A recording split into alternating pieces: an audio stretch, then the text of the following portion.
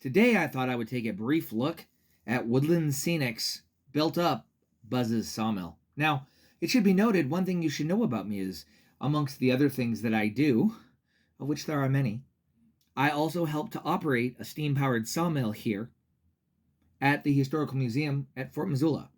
I'm one of the steam engineers, and I run the engine that powers the sawmill. So I'm actually around this type of equipment fairly often.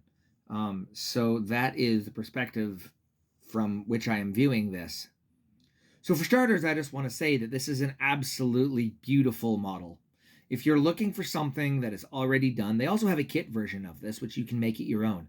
But if you're already looking for a kit that is already done, this is an excellent option. But there are some things to be aware of. This actually ended up in my Amazon cart by accident. I was looking at it, put it in my cart, decided not to, eventually went, got something else. This was still in my cart, and a few weeks later this showed up. So that's how I ended up with this.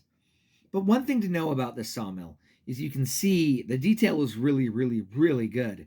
You can see that there's a vertical engine here, or a vertical boiler here, and a little engine there that powers the sawmill carriage here.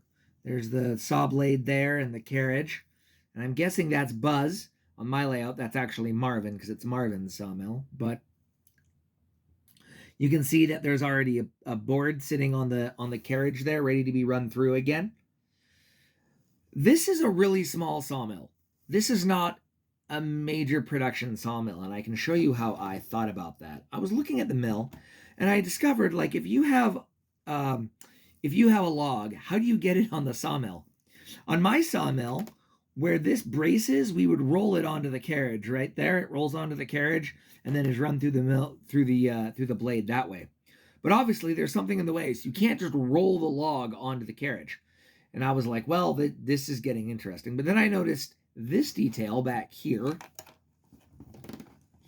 which is this little block and tackle here on this structure here. Now, that structure continues all the way back into it. And that is when I realized, oh, you pick up your logs with this. This obviously would move back and forth. You could set it on the carriage and release it. While very handy, what that means is that your production rate is going to be relatively slow because you have to sling it up and onto the carriage. And secondly, it limits the length of your timber.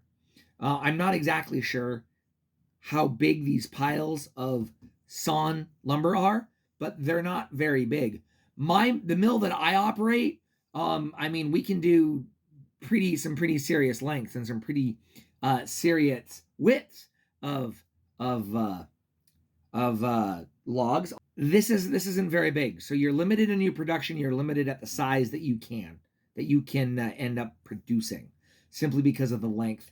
Also, getting it off is going to be the same way. You're probably going to use the block and tackle to pick the lumber off the carriage and then set it somewhere else. So again, slowing down production. It doesn't continue on a chain like in some mills through an edge or through a planer, or cut the length and through an edger, then through a planer, ending up at the other side as finished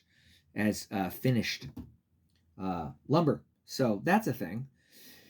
So originally this was going to be an online industry, but when you compare the size of a boxcar to it, it's going to take a while to fill one of those. So I don't think it's going to be an online industry. It might be served on a team track, but I don't think it's going to be online. But the details are really, really well done. The roof, as you can see, you've got not all of the shingles are still there. You've got all of these nice little details. There's a little workbench right there with detail there. You can see the sawdust conveyor here is exquisitely detailed. It even has the band that powers it. Hold on, let me look. Oh, wow. So all of the detail up here on how that's powered is also modeled. And then this is lighted. I don't know if I'm going to light it, but it does have the capability of using Woodland Scenics LED lighting components. Comes with a sawdust pile and 2 finished lumber stacks, as well as the sawmill itself.